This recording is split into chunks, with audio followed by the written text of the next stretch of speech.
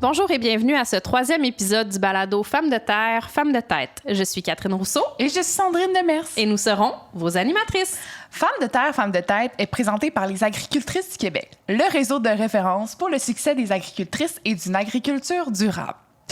On aimerait remercier Espace Coworking Rive-Sud de nous offrir ce magnifique lieu pour enregistrer. Aujourd'hui, nous allons discuter du modèle coopératif en agriculture.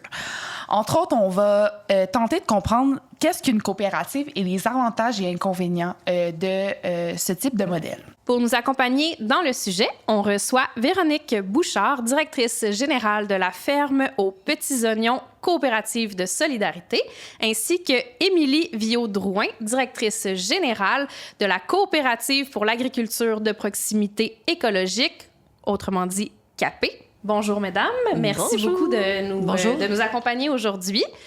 Avant de commencer, est-ce que vous voulez vous présenter un petit peu, dire votre background, c'est quoi vos organisations respectives? Bien, tout d'abord, merci de me recevoir aujourd'hui. C'est vraiment un honneur d'être aux côtés de Véronique pour faire un balado sur les coopératives. Je pense que c'est tout indiqué comme duo. Je viens du milieu agricole également. En fait, j'ai fait mes études en agriculture il y a une dizaine d'années. Je suis rentrée travailler sur des fermes. J'ai été associée sur des fermes. Puis, suite à mon implication au conseil d'administration de la coopérative CAPE, eh bien, une opportunité s'est présentée à moi et je suis aujourd'hui directrice générale. Wow! Ça fait combien d'années? Ça fait un peu plus de 18 mois. Ah, OK. Cool. On parle encore en mois. Fait qu'il y a encore un nouveau défi, c'est le fun. Tout à fait. Mais félicitations. Et toi, Véronique? Bien, merci aussi de m'inviter. Puis, je suis vraiment fière que mon entreprise soit devenue une coopérative. C'est tout récent, en fait. Le transfert s'est fait dans l'année 2023. Puis, je suis partie... Moi, j'aime bien dire que je suis partie du milieu militant. C'est ça qui m'a amenée à faire des études en agronomie. Je pensais faire de la coopération internationale. Puis, finalement... j'ai fait une expérience de production, je suis allée faire un stage sur une ferme, puis je suis tombée en amour avec le métier mode de vie. Donc, j'ai démarré une ferme à partir de zéro avec mon conjoint à l'époque dans les Laurentides. Puis, en parallèle de ça, j'ai fait une maîtrise en environnement qui portait sur les innovations sociales en agriculture. Mon étude de cas était une coopérative de solidarité, donc il y a quand même un lien logique. Et c'est ça, suite à ma séparation, j'ai repris l'entreprise et c'est là que j'ai pu réaliser ce grand rêve de transformer la ferme aux Petits Oignons en une coopérative. On a choisi avec les employés le modèle coopératif de solidarité, donc qui comporte un volet coop de travail et un volet aussi avec des membres de soutien, donc plus solidaire. C'est quoi la différence entre les deux? Les membres travailleurs, dans une coopérative, il y a toujours des membres qui ont un lien d'usage. Donc, dans notre cas, c'est les membres travailleurs. Puis, une coopérative peut choisir d'être une coopérative de solidarité en accueillant aussi des membres de soutien qui ont le rôle de soutenir la mission, finalement. Donc, ça peut être des organisations, ça peut être des individus. Dans notre cas, on a 90 membres pour l'instant, majoritairement des individus, mais aussi des organismes communautaires pour renforcer les synergies là, entre les différents organismes pour justement renforcer la solidarité dans notre communauté. Ah, c'est chouette. Oui, puis ça a pris combien de temps entre le moment où est-ce que tu as décidé que ton entreprise allait devenir une coopérative jusqu'au moment où c'est devenu une coopérative? Bien, c'est un long processus, oui. Puis j'aime rappeler que c'est une transition qui doit être à la fois culturelle et structurelle. Donc, moi, j'ai commencé par changer la culture organisationnelle pour implanter une culture de co-gestion avec l'accompagnement d'une conseillère en développement organisationnel depuis 2020. Puis c'est ça qui a permis de mettre en place un comité de réflexion sur la transition, puis de mettre en place finalement notre premier comité, conseil d'administration et de franchir chacune des étapes pour mettre en place là, la structure juridique et procéder au rachat par la coopérative de l'entreprise. Donc maintenant, moi, je ne suis plus propriétaire, je suis employée à la direction générale. Je dis toujours à la blague, je suis bien contente qu'il ait retenu ma candidature pour le poste. Ça aurait été bête qu'ils disent ça. Ça aurait pu. Ça aurait pu. C'est ça mon nouveau rôle aussi. Je suis employée par mon conseil d'administration. Fait que dans ce contexte-là, c'est assez drôle parce que j'ai dans mon contexte opérationnel des employés, disons, dans une structure hiérarchique qui relève de moi. Et ces mêmes employés sont mes boss, finalement, parce qu'ils sont sur le conseil d'administration. Donc, ça permet aussi de se mettre dans la position autant de l'employeur, de l'employé. Puis c'est ça qui est super dans le volet coop de travail, c'est qu'on sort des rapports de force habituels employeur-employé, puis on travaille tous ensemble vers une même mission. Mais comment, en tant que, tu sais, là, tu étais propriétaire, tu dis, tu sais, je suis plus propriétaire, je suis rendue employée, directrice générale. Comment on vit? C'est quand même un bébé que tu as laissé partir. Tu sais, oui, c'était quelque chose que tu avais envie, mais ça doit être confrontant quand même de se dire, je délaisse mon bébé qui m'appartient. Je sais pas si j'arrive à bien m'expliquer, mais Il y a vraiment beaucoup de personnes qui m'ont dit « Mais t'as pas peur de perdre le pouvoir, le contrôle sur ta ferme, tu sais? » Puis finalement, c'est souvent, on a une illusion de pouvoir et une illusion de contrôle. C'est quoi le pouvoir? C'est quoi Exactement, parce que moi, je sens que mon plus grand pouvoir et mon plus grand contrôle est celui d'inspirer, de mobiliser mon équipe. Puis si je prends des décisions toute seule, puis que mon équipe me suit pas, j'irai pas loin. Qu'on soit dans une ferme coopérative ou qu'on soit dans une forme juridique Inc., surtout de nos jours, avec la réalité de la main-d'œuvre, les gens recherchent de plus en plus une entreprise qui va les inspirer, qui va les donner du sens à leur vie. Fait que moi, je considère que mon rôle est beaucoup plus celui-là. Puis, justement, quand j'ai fait cet accompagnement-là avec ma conseillère en développement organisationnel, elle m'a fait réaliser que j'étais davantage une leader qu'une dirigeante, puis que j'avais un style de gestion qui était pas très directif, autoritaire de nature. Donc, cette transition-là, pour moi, ça allait vraiment de soi. C'était naturel. Oui, c'est ça. Tu étais déjà prête pour être dans une coopérative parce que tu avais les valeurs aussi qui allaient avec ça. Là. Puis en agroécologie aussi, tu sais, le contrôle là, sur un écosystème, ça marche pas. En fait, tu sais, l'approche de contrôle souvent nous amène à utiliser justement des pesticides, des herbicides, alors qu'en agroécologie, on essaie plutôt de travailler avec l'écosystème, de le comprendre, puis de maximiser les synergies. C'est exactement ce qu'on fait au niveau humain dans une approche coopérative. J'aime ça, c'est vraiment l'ensemble de la ferme, autant le personnel que la structure, que la mission, la vision, la culture organisationnelle, vraiment tout qui est comme ça. C'est intéressant. Bien, t'en as parlé un petit peu, mais tu sais, pour, mettons, résumer tout ça, pourquoi tu dirais que tu as choisi le modèle coopératif? Bien, parce que c'était vraiment la structure juridique qui était en accord avec mes valeurs, puis avec la culture organisationnelle aussi que je rêvais de voir à la ferme.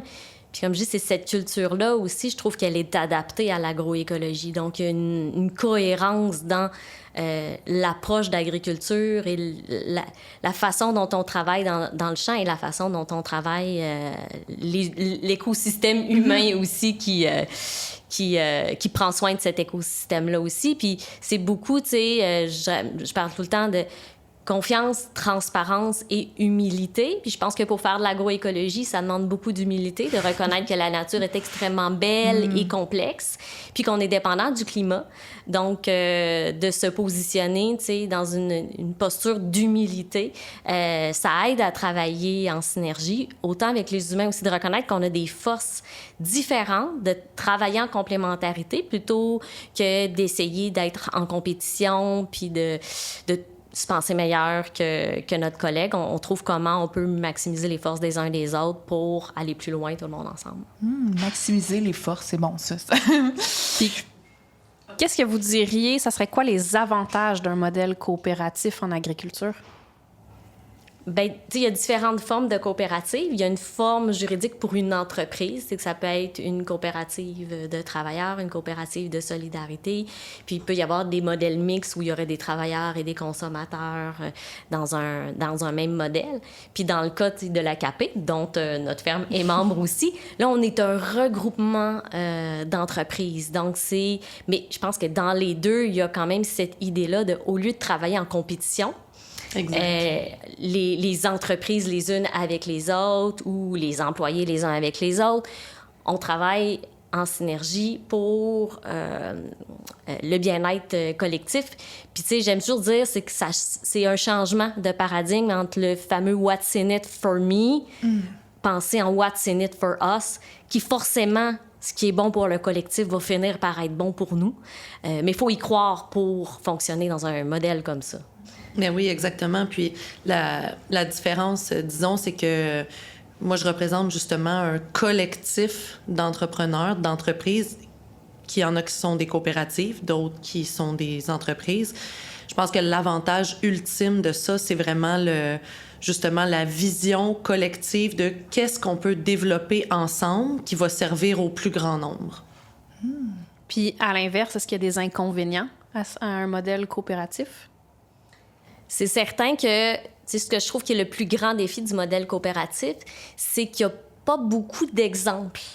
Et c'est un peu... On est dans de l'innovation sociale encore, même si on pense qu'il y a beaucoup de coopératives au Québec. Donc, il faut trouver une façon de gérer collectivement, mais efficacement aussi. Puis souvent, il y en a qui me disent « Ah, vous êtes 14 employés, vous êtes 14 à décider. » Non, on a quand même une structure. Puis, c'est important de bien réfléchir la structure. Puis, il y a une valeur ajoutée du processus collectif, de l'intelligence collective, mais il peut y avoir une perte d'efficacité aussi. Donc, il faut être certain qu'au bout du processus, on a la même efficacité. Puis, souvent, je dis ce qu'on va perdre en temps en décidant, des fois collectivement, on le gagne dans la mise en œuvre parce que c'est un peu comme un bateau. Si on s'entend tous sur vers où on rame, bien, on va l'atteindre plus vite versus s'il y en a qui rament d'un bord, s'il y en a qui rament de l'autre, ça fait un bateau qui tourne en rond puis qui avance pas vite. Voilà. Puis, Émilie, quel est le rôle de la CAP autant pour le producteur, la productrice, que pour le consommateur et la consommatrice? La CAP, elle, sa forme juridique, c'est une coopérative de producteurs, de productrices. Donc, son rôle premier, c'est de développer des services pour ses membres. Ça, c'est vraiment la vision de base.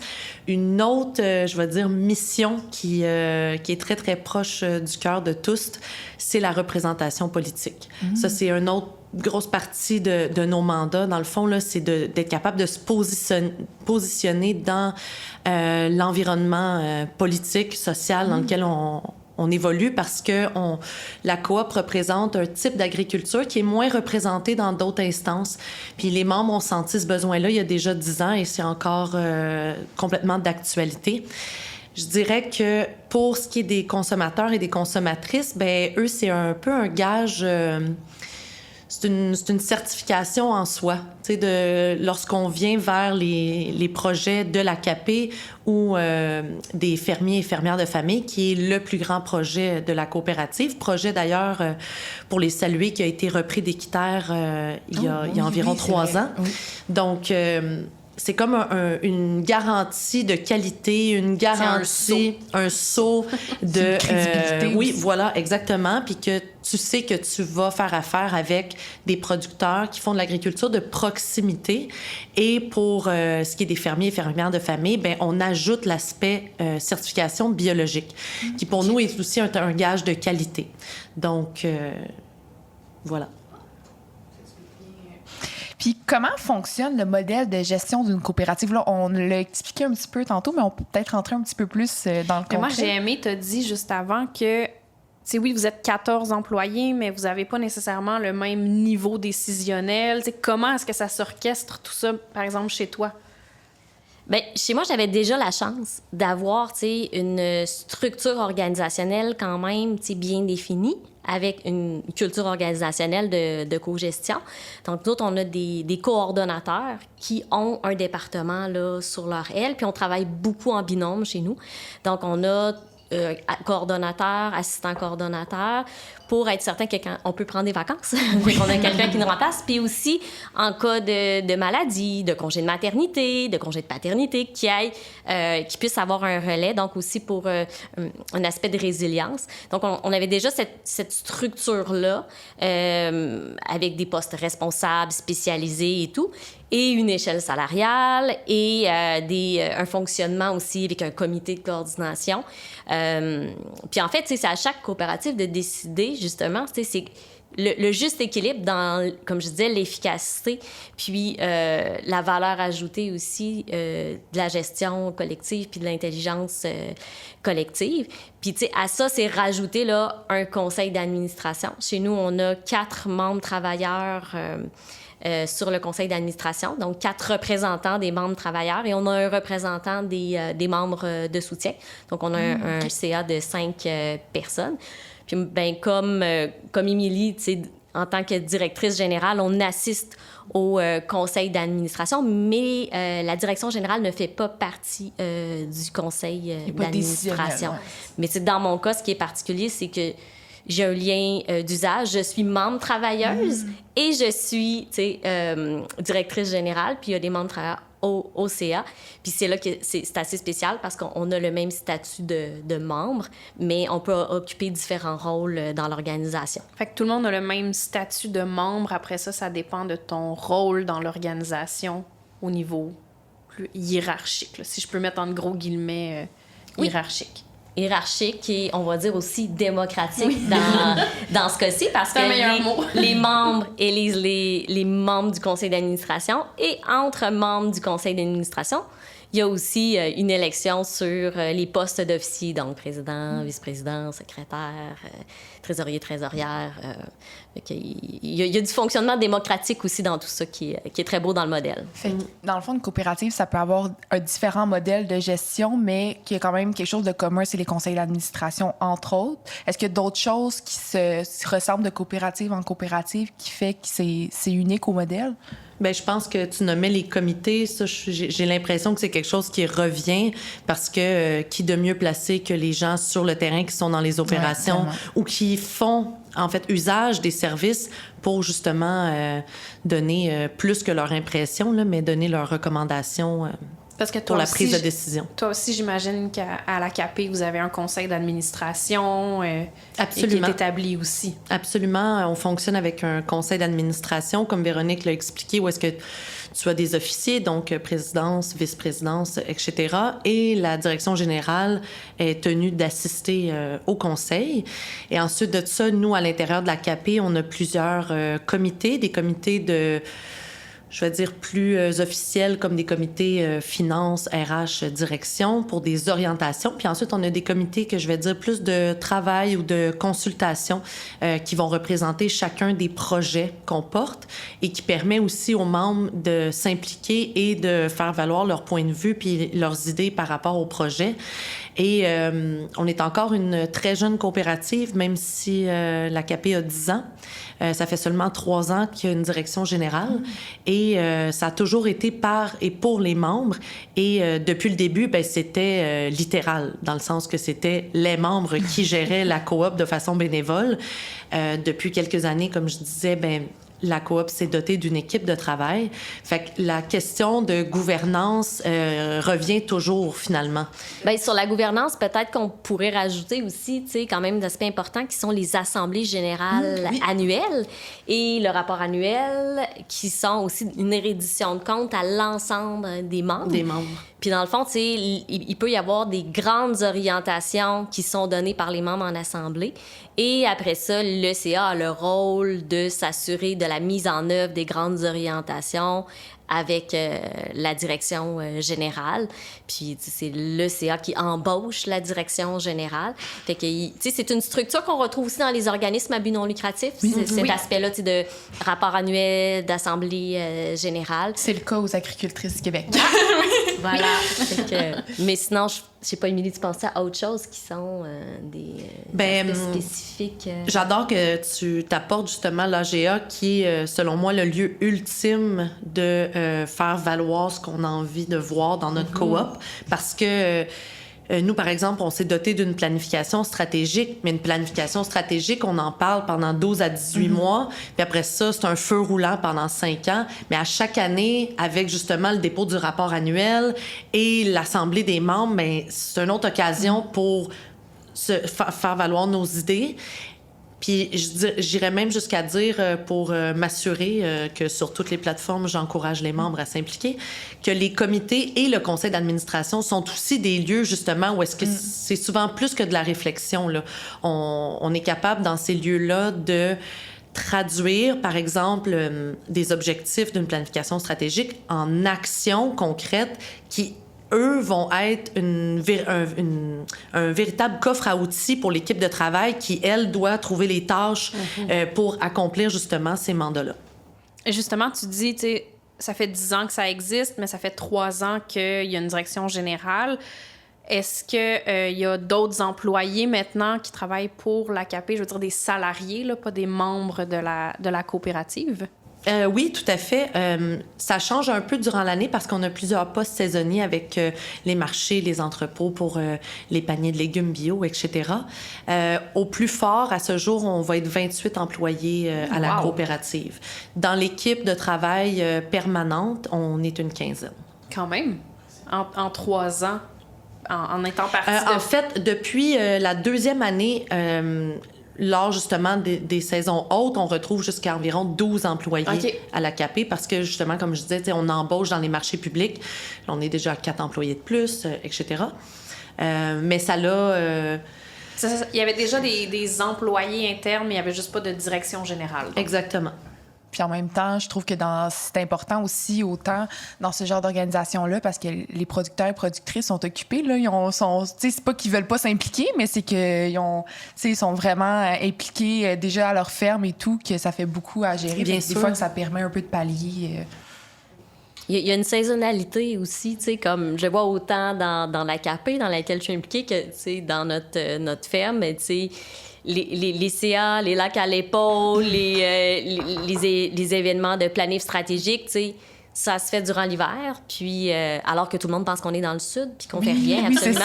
C'est là qu'on fait toute la fin d'année financière, la planification, les budgets, puis finalement, on est comme quand même super occupé. Il n'y a pas de temps mort en agriculture. On pense que octobre, novembre arrive, puis c'est ça, vous partez dans le sud, là, mais il n'y a pas de temps mort. Souvent, je dis, c'est un peu ça. On a juste une vie normale durant l'hiver. Une vie de fou durant l'été. Voilà. Fait que c'est sûr que les CA sont moins fréquents durant l'été, autant à l'AKP que chez nous aussi à la ferme, parce qu'à un moment donné, quand c'est la saison, elle est tellement courte au Québec, c'est la saison. on vit la même réalité aux agricultrices du Québec, nous aussi. Ouais. Là, on perd tout notre monde pour les prochains mois. Tout le monde est au champ, tout le monde travaille. Puis à partir d'octobre, on reprend un peu plus de conseil d'administration, d'AGA et tout ça. Puis est-ce que toutes les productions peuvent faire partie de l'AKP? Est-ce que c'est unique à une production? Oui. Ou... Oui, absolument. Puis c'est ce que je trouve extraordinaire dans la façon que ça a été fondé. Alors, ce n'est pas la coopérative pour le maraîchage de proximité, même si ça représente environ plus de 80% de notre membrariat. C'est vraiment de l'agriculture. Et on a beaucoup de membres aussi qui font, majoritairement des légumes, des fruits, mais qui font également du bœuf, du poulet, des œufs, etc. Et de plus en plus, on intègre différentes productions à notre membrariat en faisant valoir finalement notre pertinence à leur offrir des services et une représentation politique. Ah, c'est cool. Il faut plus souvent en parler parce que souvent, même moi, je pensais pas qu'il y avait d'autres productions nécessairement à l'AKP. Fait que c'est intéressant de voir. Je dis toujours, en fait, venez cogner à notre porte. Puis je salue les floricultrices du Québec que j'espère qu'elles nous rejoindront. Nous avons l'an passé, je veux pas dire réussir parce qu'en fait c'est eux qui sont venus vers nous en nous demandant si on pouvait s'ils pouvaient avoir des services, mais c'était un regroupement d'environ une quinzaine de producteurs de plantes à parfum et aromatiques. Puis eux autres, ils avaient envie de se retrouver dans une structure puis d'avoir quelques outils. Et je leur ai dit, un membre, un vote, hein, si vous devenez tous membres de notre coopérative puis que vous faites la demande, par exemple, d'avoir un comité de travail ou une adresse courriel dédiée ou n'importe quoi, mais des services, on va répondre présent parce que vous allez avoir répondu présent puis avoir intégré l'organisation. Donc, moi, je dis que c'est une question de temps, justement, de passer l'information. Puis justement, si quelqu'un nous écoute puis là, ça l'intéresse, c'est quoi les services que vous offrez exactement? Ce sont principalement des services de mise en marché. On a également une autre partie phare, que j'ai envie de dire, de la coop, qui est tout ce qui est atelier, formation et même autoconstruction. Donc, le développement d'outils spécifiques à nos types de production qui sont parfois plus qui cadrent moins dans l'industrie agricole et donc il y a parfois moins de machinerie adaptée à nos types de production. Et c'est ça, vite fou, donc des idées folles. On finit par concevoir et construire nous-mêmes certaines machineries. Et la coopérative, elle, se pose comme un peu formateur, mais surtout comme organisateur et responsable de logistique, par exemple, commander les matériaux, louer un local pour faire l'atelier, etc., les inscriptions, là-bas. Bon. Fait que j'ai envie de dire, ça, c'est attribuable à n'importe quelle production. Si des apiculteurs viennent vers nous, puis ils ont l'idée, ils sont 50, 100 à devenir membres chez nous, puis qui sont comme, hey, on a une super bonne idée de construire je sais pas quel outil, puis on se met à la gang, puis on construit ça une fin de semaine. Comme les formations, où est-ce qu'on va chercher des formations qui sont adaptées aux besoins, finalement, de notre membrariat. Puis au niveau des représentations politiques, parce que tu as dit que vous en faites quand même beaucoup aussi, ça va être quel type de revendications que vous allez faire? Toutes sortes de revendications, mais souvent, justement, vraiment collées à l'agriculture de proximité, c'est-à-dire l'agriculture locale. On a d'ailleurs un comité politique super vivant avec plus d'une quinzaine de membres qui participent ici et là au travers les semaines pour développer, justement, des recommandations.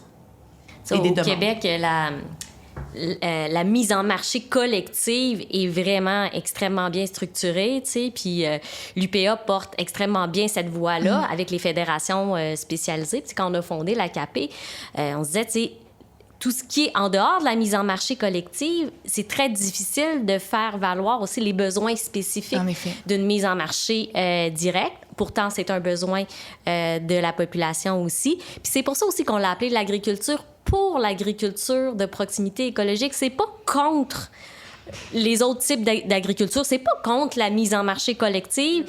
Cette mise en marché-là a sa raison d'être, tout à fait. Puis, tu sais, je pense que le reste du Canada souvent nous envie pour qu'est-ce qu'on a de précieux au Québec à ce niveau-là. Puis c'est vraiment pour dire, nous, ce qu'on veut faire, c'est vraiment, tu sais, de promouvoir et d'aider cette agriculture-là aussi, mais vraiment dans une approche, je dirais, tu sais, très positive aussi, dans l'échiquier aussi. En étant une valeur ajoutée, dans le fond. Oui, c'est pas quelque chose qui veut tasser quelque chose d'autre. Là, c'est vraiment juste une valeur ajoutée, puis on n'aura jamais trop de modèles comme ça. Là. Mais complètement. J'aime souvent rappeler aussi que les agriculteurs conventionnels ou les agriculteurs bio, on est pris dans le même bateau. Les consommateurs veulent des prix le plus bas possible, puis les citoyens, ils veulent qu'on prenne soin de l'environnement, qu'on prenne soin des animaux, qu'on prenne soin des travailleurs, et tout ça est irréconciliable. Puis il y en a qui se spécialisent dans offrir cette alimentation-là à bas prix. Il y en a qui vont plutôt y aller vers répondre à des attentes citoyennes, mais tu sais, on est dans le même bateau, puis je pense qu'il faut travailler ensemble parce qu'il y a de la détresse psychologique des deux côtés liée à ces demandes irréconciliables là, des citoyens consommateurs qui sont pas toujours conscients qu'ils demandent le beurre et l'argent du beurre. Tu soulèves un bon... Tu viens de me faire penser à une question qui n'était pas prévue, là, mais tu viens de parler de détresse psychologique qui est énorme présentement dans l'agriculture. Est-ce qu'un modèle coopératif a des effets bénéfiques à la santé psychologique? Assurément, tu sais, j'aime... T'sais, dans le réseau des fermiers de famille, j'aime rappeler aussi que c'est un réseau solidaire de réseaux solidaires. Ouais. C'est nous, en tant que ferme d'agriculture soutenue par la communauté, parce que la ferme aux petits oignons, c'est 75% de notre mise en marché, on est soutenu par 750 familles qui s'abonnent à l'avance. Ça nous amène une prévisibilité. Ça nous amène aussi des liquidités. Puis on a un lien qui dépasse la relation marchande. Donc, on a cette force-là de soutien de la communauté. Puis les fermes, entre elles, se soutiennent aussi. Puis, tu sais, quand Émilie parlait des ateliers d'autoconstruction ou des ateliers de formation, on a une approche beaucoup farmer to farmer. Puis comme on développe collectivement notre mise en marché de proximité dans une approche collaborative et non compétitive, on se sent pas en compétition les uns avec les autres, fait qu'on partage nos trucs, nos innovations. Exact. Il y a une fierté chez chaque fermier-fermière qui a découvert un truc, une nouvelle patente, de dire « Hey, je vais en faire partager le groupe ». Puis ces moments-là de rencontre, on a notre rendez-vous automnal, on est 250 personnes, un gros potluck, un gros party. On apprend énormément, mais aussi, c'est un moment aussi où on peut faire « OK, toi aussi, tu as vécu ça ». Puis le fait de ne pas se sentir seul, le réseautage, c'est super important. Puis, tu sais, au niveau d'une coopérative, plus à l'échelle d'une ferme, il y a aussi, tu sais, depuis que je suis en coopérative, j'ai plus tout le poids uniquement sur mes épaules. Tu sais, moi, j'ai travaillé la veille et le lendemain de mes accouchements, là. Puis là, j'ai dans ma coop de plus en plus de jeunes parents. Tu sais, c'est comme, ben Marie-Lou, tu peux aller en congé de maternité, on va s'occuper de tes affaires, tu reviens, tu reprends ta place. Puis, tu sais, j'ai vraiment la fierté aussi de dire que, OK, la génération qui me suit va avoir des meilleures conditions de travail que moi j'ai eues. Je suis pas du tout genre hey, moi j'en ai bavé, toi aussi tu vas en baver. C'est pas du tout, je suis vraiment c'est l'inverse, tu sais. Puis je le vois puis tu sais moi j'ai vu aussi être propriétaire, dirigeante solo d'une entreprise, puis devenir directrice générale d'une coopérative, puis mes employés qui me disaient « Hey Véro, là, prends soin de toi, là, tu serais pas dû pour tes vacances, là. Vas-y, on s'occupe de... » Puis la reconnaissance de mes employés, comme j'avais jamais vraiment eu, ils ont pris conscience aussi de tout ce que je gérais avant, puis ils sont comme « Wow, OK, une chance que tu es là avec nous dans la coop, merci d'être là. » Fait que c'est vraiment je pense, c'est vraiment une structure pour favoriser une santé mentale positive en agriculture. En tout cas, la formule coop de travail, de solidarité et la coopérative entre producteurs aussi. Ben, c'est un beau lien parce que j'aurais pas vu le lien, mais c'est clair, c'est évident qu'un réseau, là, ça brise l'isolement, puis ça te sens moins toute seule, puis enlever la charge aussi. C'est ça, je m'en allais dire. J'aime aussi, comme tu dis, tu sais, les employés ou tes collègues ont compris toute la charge, tout le travail qui se voit pas nécessairement quand tu es dirigeant, que tu portes toute seule sur tes épaules. Ben là, tout le monde l'a vu, tout le monde le comprend. Fait comme, OK, ouais, finalement, c'est de la job, hein, gérer une entreprise. Oui. Puis, à la CAPI, vous comportez combien de membres? Là, vous parliez d'un potluck de 200 personnes. Vous avez combien de membres en tout? C'est environ 300 membres, dont 250 producteurs-trices. Quand même. Puis, aux Petits Oignons, à la ferme aux Petits Oignons, vous comptez combien de membres dans votre coopérative? Là, à ce moment-là, si on est à 14 membres travailleurs, nous autres, on a des employés saisonniers, donc on est à peu près à une trentaine en été, puis on va descendre à peu près 16 en hiver. Puis on a 90 membres de soutien. En un an, on a réussi à mobiliser une solide base, mais on est en recrutement continuel. Là. Toute personne qui a envie de devenir membre de soutien. Appel à tous, oui, parce qu'on a des gens de notre communauté, beaucoup d'abonnés de paniers bio qui sont devenus, mais aussi de la famille, des membres, des amis et du monde du milieu agricole aussi qui regarde ce qu'on fait puis qui était comme on a envie d'encourager votre modèle parce qu'on pense que c'est un modèle d'avenir. Fait qu'il y a des gens d'un peu partout au Québec qui sont devenus j'allais te membres. demander parce que toi, tu es à Tremblant. Puis dans le fond, tu as des membres qui sont pas nécessairement des Hautes-Laurentides. Tu en as d'un peu partout. Tout à fait. Puis c'est ça, tu sais, le rôle de membre de soutien, c'est pas du tout des membres consommateurs. Fait qu'ils n'ont pas un lien, ils n'ont pas besoin... Les gens n'ont pas besoin d'être membres de soutien pour s'abonner à nos paniers bio. Puis, tu sais, forcément, il y a des abonnés qui avaient déjà un lien. Mais il y a des gens aussi au Québec qui s'intéressent aussi à l'agriculture, qui sont préoccupés aussi par l'avenir de l'agriculture, puis qui regardent ce qu'on fait avec grand intérêt. Donc, tu sais, n'importe qui veut soutenir notre mission. Puis, notre mission qu'on s'est donnée, c'est de protéger notre garde-manger collectif. Donc, c'est une mission collective rassembleuse. Est-ce que tu te fais solliciter pour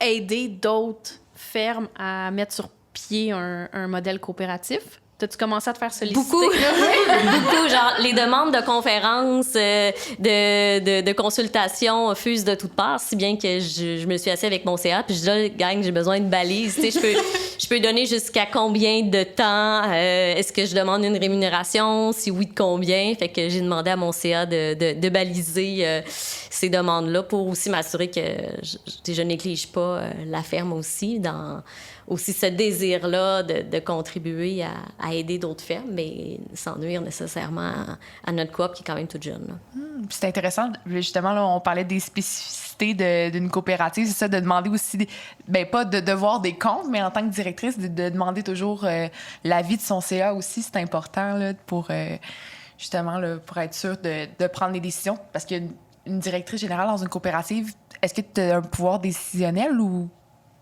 Bien, on a une certaine marge de manœuvre, tu sais, à l'intérieur d'un budget, des orientations que le CA, les membres nous ont données. Mais moi, je trouve ça extraordinaire parce que ça m'est arrivé tellement souvent de devoir prendre des décisions seule.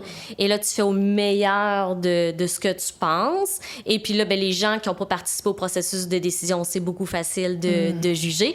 Là, c'est quand j'ai une décision difficile, je suis comme « Wow, je peux amener ça à mon CA! » Puis après ça, tu dis « C'est le CA qui a décidé! » Exact! Ça m'est arrivé récemment. J'étais pris dans une situation, tu sais, comme difficile, où il fallait que je choisisse, tu sais, entre deux soumissionnaires qui avaient des liens avec la coop. J'étais comme, merde, qu'est-ce que je... Mais oui. Mais on CA, puis t'es comme, toi, Véro, ce que t'en penses? Je suis comme, c'est votre décision, gars. Moi, j'essaie de vous présenter les faits le plus objectivement possible. J'adore mon nouveau rôle! Genre que la porte-parole, je vais te dire... Et je reviens, je dis, le CA a décidé, j'ai amené ça le plus objectivement possible. Voilà. Fait que c'est un autre avantage, finalement. Vraiment. Parce que finalement, le pouvoir, on le veut pas tout le temps. En effet. Voilà. Ou tu penses que tu le veux, puis là, quand tu l'as, tu fais comme, oh, finalement, j'étais peut-être mieux quand je l'avais pas. Puis comme tu dis, c'est quoi le réel pouvoir aussi? Tu sais, tantôt, tu nommais le... Mais ce qui est bien aussi, c'est que justement, tu sais, quand tu as 5 personnes autour de la table, chacun va arriver avec son angle de vue, puis on a tous des angles morts. Chaque personne, si on a un angle de vision, puis il y a des choses qu'on voit pas, et puis notre collègue, lui, va peut-être voir un autre angle, puis finalement, tu sais, à plusieurs, c'est rare qu'on regarde les 5 dans la mauvaise direction, fait que ça rassure aussi. Puis à date, je trouve que quand on prend des décisions collectives, c'est bien rare qu'on s'en va tout le monde ensemble dans le clos. Si jamais vous y allez, vous y allez tous ensemble. C'est ça, on s'enlèvera du clos tout le monde ensemble. Ça sera tout le monde à pousser le tracteur en dehors du ditch. En parlant de clos, est-ce que c'est rentable d'avoir une coopérative, dépendamment, peut-être, Véronique, tu vas être peut-être plus en mesure de répondre, mais la différence entre le niveau de rentabilité, voyons, j'ai de la misère un peu, entre une coopérative puis une entreprise normale, c'est quoi la différence? Puis est-ce qu'il y a une grosse différence?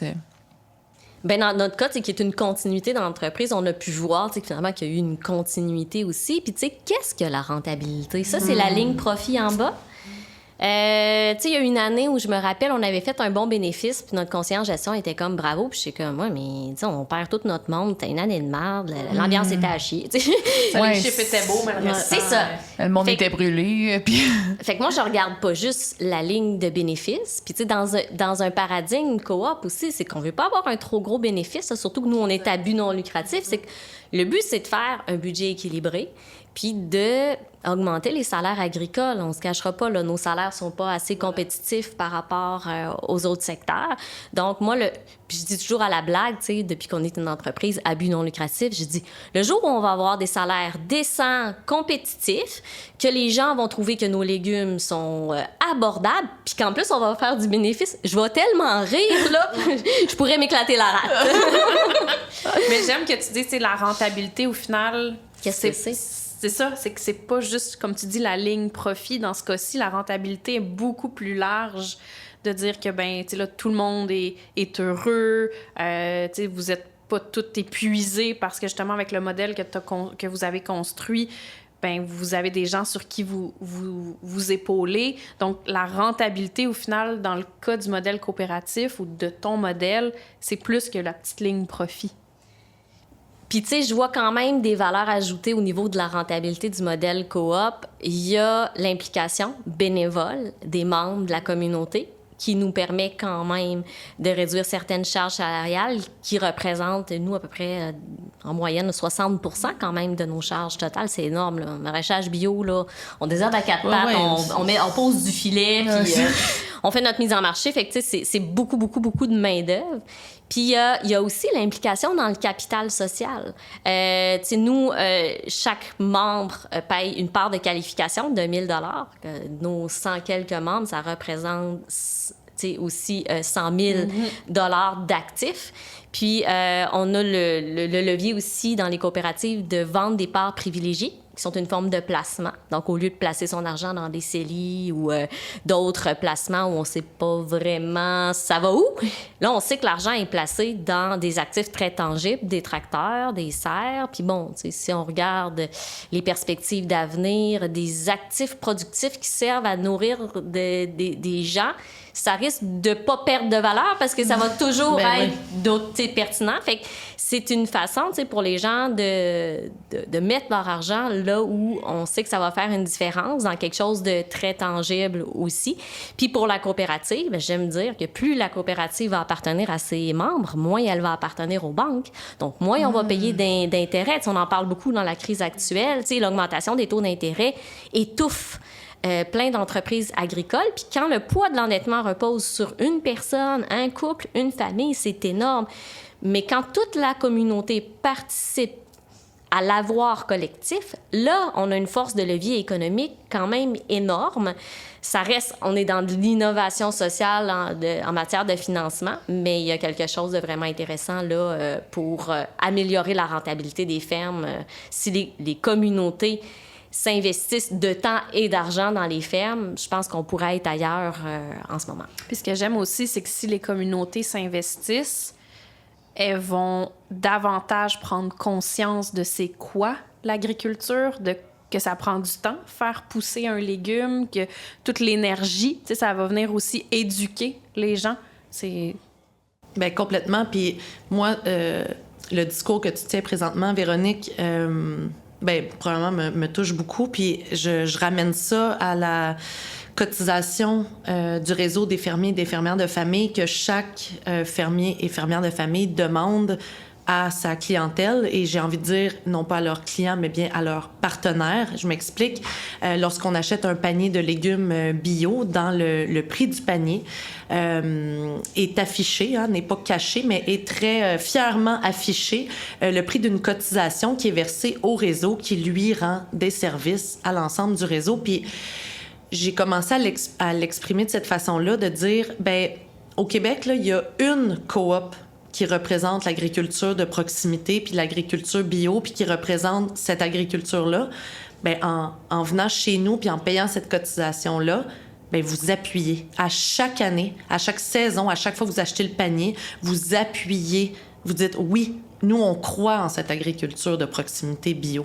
Fait que c'est fort, comme les parts privilégiées que Véronique parlait juste là, ou alors la cotisation des membres de soutien, comme dans votre modèle à vous. C'est vraiment non négligeable. Puis, outre le montant d'argent absolument non négligeable que ça représente, c'est aussi la philosophie qu'il y a derrière, puis les valeurs que ça transpose. Ça, c'est vraiment ce qui est important, finalement. Est-ce que vous savez si, à l'extérieur du Québec, dans le reste du Canada, le modèle coopératif y est populaire? Ou est-ce que le Québec, de plus en plus, c'est pas encore hyper populaire, mais on voit qu'il y a une émergence du modèle coopératif. Puis je parle pas juste en agriculture, là, je parle dans plusieurs domaines, mais avez-vous remarqué si, dans le restant du Canada, c'est un modèle qui prend de l'ampleur aussi en agriculture? C'est un modèle qui est présent, mais je pense qu'il est plus présent au Québec. Mais tu sais, on a Desjardins souvent qui vient fausser les statistiques parce que, bon, c'est une institution de grande envergure qui fait partie du mouvement coopératif. Souvent, dans les statistiques, on voit avec ou sans Desjardins les institutions financières. Ça change un peu. Mais clairement, je l'ai lu souvent, il y a une culture du coopératif, du collectif aussi. Je pense que, justement, en agriculture, toute la mise en marché collective, dans le reste du Canada, les gens sont jaloux de tout ce qu'on a au Québec grâce à la solidarité qu'il y a dans le secteur agricole. Moi, j'ai eu la chance, justement, grâce à mon implication au sein du réseau des fermiers de famille, de participer à des rencontres internationales du mouvement mondial d'agriculture soutenu par la communauté, le Urgency. Puis, on voit que notre réseau est unique au monde, là. Et Wow. ce qui semble faire la force de notre réseau, c'est cette cotisation-là citoyenne qui nous donne une force collective, un levier économique énorme. Puis, tu sais, j'aime dire que cette cotisation-là, tu sais, annuelle, qui est à 28 $ cette année, c'est moins cher qu'une carte costaud avec beaucoup plus de valeur ajoutée Ben oui. sociale et environnementale. Exact. C'est tellement Oui, oui. bien dit. Puis, tu sais, en plus d'avoir des légumes puis des produits de qualité, ben t'as l'impression de participer à quelque chose de collectif aussi. Moi, tu sais, en tant que consommatrice, moi, j'aime quand il y a une valeur associée comme, tu sais, acheter, c'est voter, là, tu sais, moi, Oui, souvent, d'y voilà. aller consciemment. Puis, je trouve que c'est une belle valeur. Fait que j'étais pas consciente qu'il y avait une cotisation là-dedans. Fait que on dirait que ça me donne le goût d'aller m'acheter mon panier. Ben oui, puis justement, tu sais, on est en train collectivement de pousser la réflexion plus loin puis de dire est-ce que c'est pas quelque chose à mettre davantage de l'avant pour, par exemple, que les gens comme toi qui ont envie de soutenir cette agriculture-là puissent le faire? Fait que finalement, vous allez vous faire solliciter par le reste du Oui. monde là, pour le modèle, pour mettre en place le modèle coopératif, pas juste au Québec. On a déjà été sollicité par Urgency souvent pour aller faire des présentations parce que notre modèle au Québec inspire et il y a plusieurs pays qui utilisent notre modèle justement pour développer leur propre réseau. Puis, tu sais, j'ai eu la chance aussi d'aller dans le reste du Canada, là, en Colombie-Britannique, entre autres. Là, notre ferme avait gagné le concours Jeune agriculteur d'élite du Canada.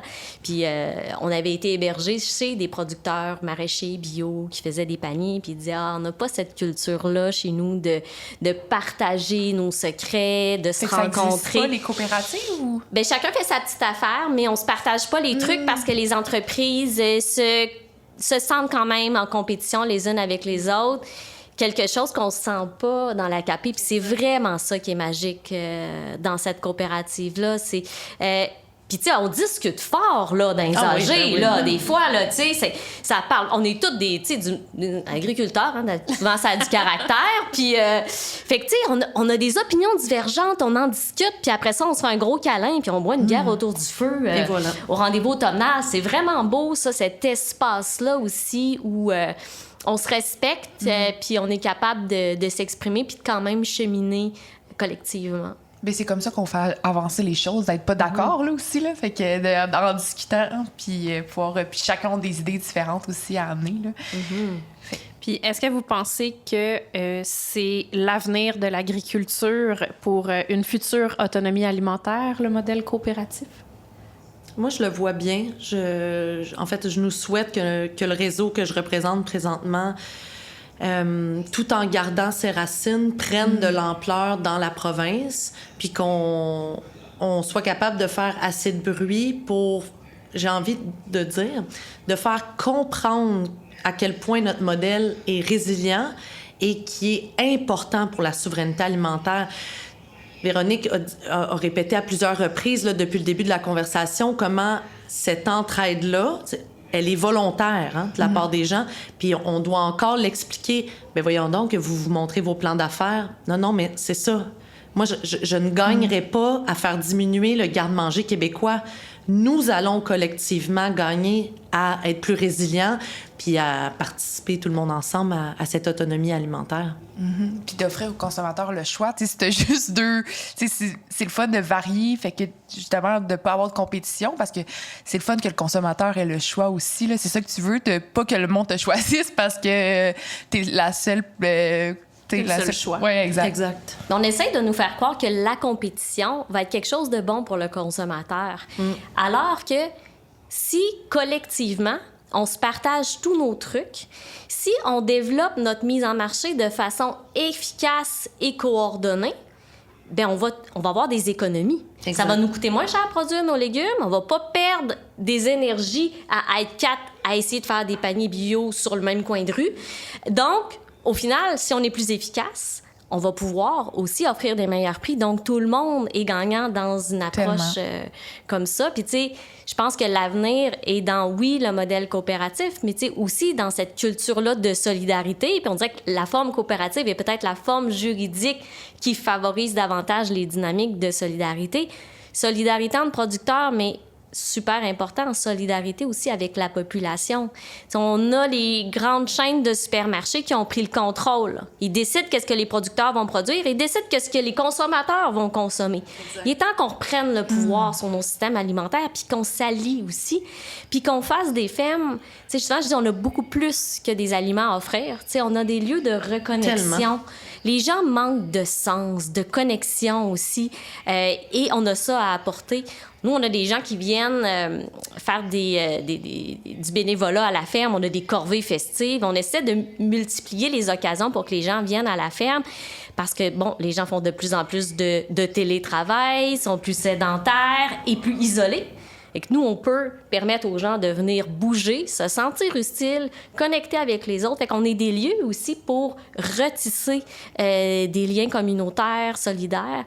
Puis, je pense que tout le monde a y gagner. Puis, c'est pour notre santé. Oui, les légumes bio, c'est bon pour la santé. Mais la santé mentale aussi, je pense qu'il faut en parler. La santé mentale des agriculteurs, ils ont besoin du soutien de la population.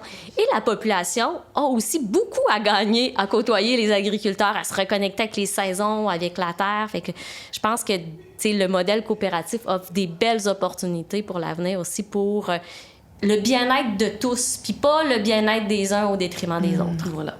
C'est bien dit. Ben, merci beaucoup, mesdames. Ce fut un plaisir. C'était super intéressant. Merci Vraiment. Pour votre temps. Merci. Merci de nous avoir invités. Merci pour votre accueil. Oui, merci beaucoup. C'était un plaisir.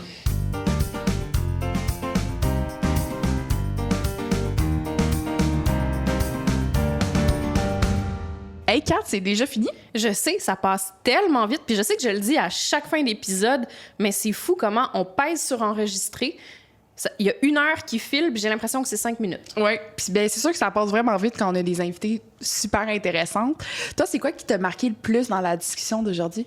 Bien, déjà, moi, le modèle coopératif, c'est un modèle que j'affectionne. J'ai été présidente d'une coopérative d'habitation pendant plusieurs années. Mais je pense que ce que j'ai le plus aimé, c'est à quel point Véronique a parlé de tout l'aspect solidaire. Puis j'ai aimé qu'elle mentionne les impacts positifs sur la santé psychologique. J'y avais jamais pensé, mais ça, j'ai trouvé ça super intéressant. Bien, je suis pas mal d'accord avec toi aussi. Le lien entre la santé psychologique puis le modèle coopératif, je trouvais ça super intéressant parce que c'était pas nécessairement quelque chose auquel j'avais pensé.